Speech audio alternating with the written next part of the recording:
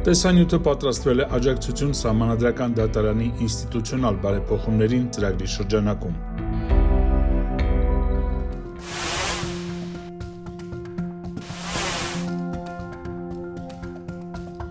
Սահմանադրական դատարանում քննվել է Հայաստանի Հանրապետության քաղաքացիական օրենսգրքի ձեռքբերման վաղեմություն վերտառության հոդվածը և նույն օրենսգրքի պարտադիրոջ իրավունքներն այլ անձի անցնելու հիմքերը և կարգը վերտառության հոդվածի առաջին մասը, պահանջի զիջումը, և մի շարք այլ հոդվածների իրավակիրառ պրակտիկայում տրված մեկնաբանության սահմանադրականությունը, որոնց վարույթը Սահմանադրական դատարանի որոշմամբ կարճվել է։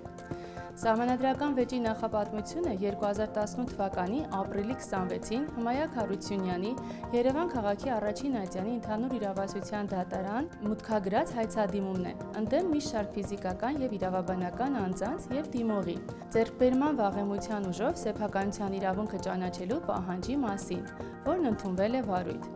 Վերջինս հակընդդեմ հայցադիմում է ներկայացրել դատարան վեճի առարկա անշարժ գույքից հայցվորին վտարելու պահանջի մասին։ Պատասխանողներից Օկտագոն սպառողական կոոպերատիվը ևս հակընդդեմ հայցադիմում է ներկայացրել դատարան ընդդեմ Հմայակ Հարությունյանի վտարման պահանջի մասին, որն ընդունվել է վարույթ։ Ապա դատարան է մուտքագրվել հայցվոր Հմայակ Հարությունյանի իրավահաջորդ Լևոն Օրդուխանյանի միջնորդությունը պահանջի զիջման սեսիայի պայմանագրի հիման վրա հայցվորին փոխարինելու վերաբերյալ, որը բավարարվել է, և հայցվոր Հմայակ Հարությունյանը փոխարինվել է Լևոն Օրդուխանյանով։ Առաջին ատյանի դատարանի վճռով ըստ սկզբնական հայցի Հմայակ Հարությունյանի իրավահաջորդ Լևոն Օրդուխանյանի ձեռքբերման վաղեմության ուժով սեփականության իրավունքը ճանաչելու պահանջի մասին հայցը մերժվել է, իսկ Հմայակ Հարությունյանին անշարժ գույքից վտարելու պահանջի մասով հայցը հակընդդեմ հայցը կարճվել է։ Դատարանն արձանագրել է, որ Լևոն Օրդուխանյանը չի հանդիսանում ձեռքբերման վաղեմության տեսանկյունից իրավահաջորդ, քանի որ քաղաքացիական իրավունքի, որպես նյութական իրավունքի տեսանկյունից իրավահաջորդությունը ենթադրում է քաղաքացիական իրավունքների և պարտականությունների անցում մեկ անձից մյուսին, որը կարող է տեղի ունենալ համապարփակ կամ մասնակի։ Մասնակի իրավահաջորդությունն առկա է այն դեպքում, երբ անձն իրեն պատկանող իրավունքների և պարտականությունների համակցությունից որևէ մեկ իրավունք կամ պարտականություն է փոխանցում այլ անձի իրավահաջորդին, որը կարող է տեղի ունենալ օրինակ պահանջի զիջման միջոցով։ Դատարանն արձանագրել է, որ անկախ նրանից ով է պահանջում ձեռքբերման վաղեմության կիրառում, ձեռքբերման վաղեմություն նորմի տեսանկյունից պարտադիր է, որ վերջինս հանդիսանա նշված գույքի փաստացի տիրապետող, առանց որի չի կարող իրացնել սեփականության իրավունքի ճանաչման դատավարական հնարավորություն։ Ուստի ձեռքբերման վաղեմության նորմի տեսանկյունից փաստացի տիրապետման իրավահաջորդություն հնարավոր չէ, քանի որ այն իրավունք չէ, այլ փաստ, որը որոշակի պայմանների համակցությամբ ձևավորում է իրավունքի ճանաչման հնարավորություն։ Առաջին ատյանի դատարանը սահմանել է, որ ի տարբերություն այն անձանց, ովքեր ձեռքբերման վաղեմության ուժով ձեռք են բերում գույք, Լևոն Օրդուխանյանը չի կարողանա օգտվել այս իրավունքից, քանի որ նա չի ներկայացրել բավարար ապացույցներ, որոնք կհաստատեն, որ նա իրականում տիրապետել է վեճի առարկա գույքին։ Դատարանը նշել է, որ միայն այն դեպքում, երբ անձը փաստացի և վաղեմային տիրապետում է գույքին, հնարավոր է խոսել ձեռքբերման վաղեմության իրավունքի մասին։ Հիշյալ պայմաններում դատական սեսիայի պայմանագիրը միայն դատավարական հիմք կարող է հանդիսանալ, սակայն նյութական իրավունքի տեսանկյունից այն չի ստեղծում իրավահաջորդություն։ Արդյունքում Լևոն Օրդուխանյանը չի կարող դատարանից պահանջել սեփականության ճանաչում ձեռքբերման վաղեմության ուժով։ Լևոն Օրդուխանյանը բողոքարկել է դատարանի վճիռը։ Վերաքննիչ քաղաքացիական դատարանը մասնակիորեն բավարարել է Օրդուխանյանի բողոքը, ճանաչելով նրա սեփականության իրավունքը Երևանի Թումանյան փողոցում գտնվող գույքի նկատմամբ։ Դատարանը նշել է, որ ներկայացված փաստաթղթերը հաստատում են Հմայակ Հարությունյանի սեփականության իրավունքը, իսկ իրավահաջորդության հարցը վաղուց լուծված է եղել։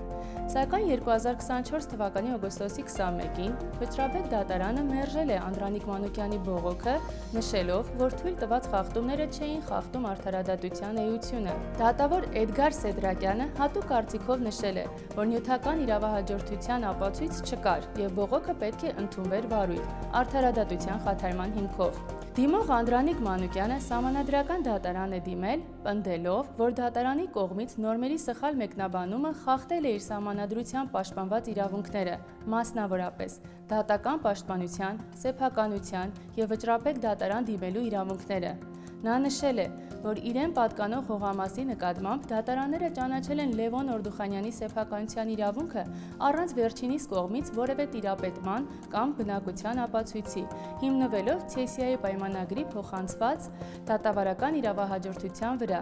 այն դեպքում, երբ նման պահանջի փոխանցումը օրենքով նախատեսված չէ։ Դիմողի գնահատմամբ Հմայակ Հարությունյանը, ումից Օրդուխանյանը ստացել է պահանջը, գույքի նկատմամբ իրավունք չի ունեցել, իսկ դատարանները անտեսել են իրենց սեփականության իրավունքով պատկանող գույքի գրանցումը դեռևս 1991 թվականից։ Բացի այդ, դիմողը փաստել է, որ Օրդուխանյանն իր տարածքում բազմիցս ներկայացրել է բիզնես նախագծեր և սկսել է շինարարություն, անտեսելով դիմողի իրավունքները։ Երևանի քաղաքապետարանը հավանություն է տվել այդ նախագծին, չհիմնավորված կերպով դիմողի տարածքը ներկայացնելով որպես քանդման ենթակա։ Դիմողը նաև նշել է, որ շինարարությունը վնասել է իր գույքը և վտանգել ընտանիքի անվտանգությունը։ Նա հանցագործության մասին հաղորդում է ներկայացրել գլխավոր դատախազին։ Դիմողը պնդել է, որ դատարանների որոշումները խախտել են իր հիմնարար իրավունքները և սահմանադրական դատարան դիմելը նրա վերջին իրավական միջոցն է, վերականգնելու իր խախտված իրավունքները։ Պատասխանողը պնդել է, որ ձեռքբերման վաղեմության ինստիտուտը չի զրկում սեփականատիրոջը իր իրավունքներից, այլ հնարավորություն է տալիս իրավական նշանակություն տալ փաստացի տիրապետման հարաբերություններին։ Այս ինստիտուտի նպատակը պաշտպանելն է այն անձանց իրավունքները, որոնք 10 տարվա ընթացքում բարեխղճորեն, բացահայտ և անընդմեջ տիրապետել են գույքին, որպես իրենց սեփականություն։ Պատասխանողն ընդգծել է, որ նման իրավունք կարող է ճանաչվել, երբ գույքի սեփականատերը երկար ժամանակ չի իրականացրել իր իրավունքները կամ հրաժարվել է դրանից։ Նա նշել է, որ քննարկվող դեպքում հաշվի առնելով դատական պրակտիկան, մի դեպքում ձեռքբերման վաղեմության հիմքով սեփականության իրավունքի ցեսիայի պայմանագրով փոխանցման պայմաններում հայցվորի կողմից իրավահաջորդության հարցին անդրադառնալով թույլ է տալիս իրավահաջորդություն, մեկ այլ դեպքում ոչ, և առկա է նույնաբովանդակ փաստական հանգամանքներով իրավիճակ, որտեղ նույն իրավական նորմերը կիրառվել են ակնհայտ տարբեր մեկնաբանություններով, և մի դեպքում այն հանգեցրել է անձի սեփականության իրավունքի դադարեցմանը, և նշել է, որ վերը նշված հոդվածները այն մեկնաբանությամբ, որ վճռապետ բողոքը վարույթ ընդունելու օրենսդրական հիմքերը բացակայել են, գտնում է, որ հանգեցրել է անձի արդար դատաքննության իրավունքի սահմանափակմանը և չի բխում սահմանադրությամբ երաշխավորված հիմնարար իրավունքներից։ Պատասխանողը խնդրել է, որ սահմանադրական դատարանը ճանաչի, որ գործով արված մեկնաբանությունները և իրավական դիրքորոշումները համապատասխանում են սահմանադրությանը։ Սահմանադրական դատարանը նշել է, որ դիմողը ունեցել է սեփականության իրավունք վիճարկվող գույքի նկատմամբ, և այս փաստը երբևէ չի վիճարկվել։ Դատարանը շեշտել է, որ յուրաքանչյուր անձ ունի իրավունք ազատորեն տիրապետել, օգտագործել և տնօրինել իր սեփականությունը, և սեփականությունից զրկումը հնարավոր է միայն դատական կարգով, բացառիկ դեպքերում։ Նշվել է, որ դիմողի սեփականության իրավունքը եղել է օրինական հիմքով ձեռք բերված, և այդ իրավունքը չի կարող զիջվել առանց համապատասխան օրինական հիմքի։ Դատարանը նաև ընդգծել է, որ պահանջի զիջման պայմանագրով, ցեսիայով, հնարավոր է փոխանցել միայն արդեն գոյություն ունեցող իրավական պահանջը։ Այսինքն, եթե անձը չունի որևէ իրավական պահանջ, չի կարող այն փոխանցել մեկ այլ անձի։ Տվյալ գործով դիմողի նկատմամբ որևէ պարտավորության հիմքով իրավունքի գոյությունը չի հաստատվել, ուստի այն չի կարող փոխանցվել։ Բացի այդ, դատարանն արձանագրել է, որ դատական գործընթացի ժամանակ ի սկզբանե հայցվորը փաստացի որևէ նյութական իրավունք չի ունեցել վիճարկվող գույքի նկատմամբ։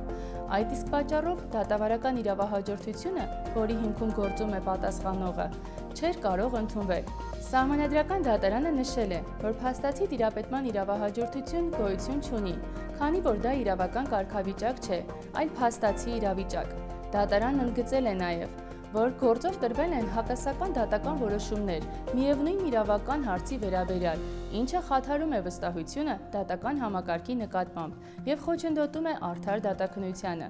Դատարանի համոզմամբ դատական պրակտիկան պետք է լինի կայուն եւ կանխատեսելի, իսկ նմանատիպ փաստական հիմք ունեցող գործերով պետք է ապահովի միատեսակ մոտեցում։ Դրա համար կարևոր է, որ Վճռաբեկ դատարանը ընդունի վարույթ այն գործերը, որոնք պարունակում են նմանատիպ իրավական հարցեր, նպաստելով միասնական դատական պրակտիկայի ձևավորմանը։ Դատարանը շեշտել է, որ այս որոշմամբ արտահայտված դիրքորոշումները կարող են հիմք ծառայել գործի վերանայման եւ Վճռաբեկ դատարանի կողմից նոր որոշում կայացնելու համար։ Սահմանադրական դատարանն այս գործով որոշեց, որ ձեռքբերման վաղեմության իրավահարաբերությունների դեպքում դատավարական իրավահաջորդության փաստով չեն կարող փոխանցվել փոխանցման պահին գոյություն չունեցող նյութական իրավունքները եւ պահանջները։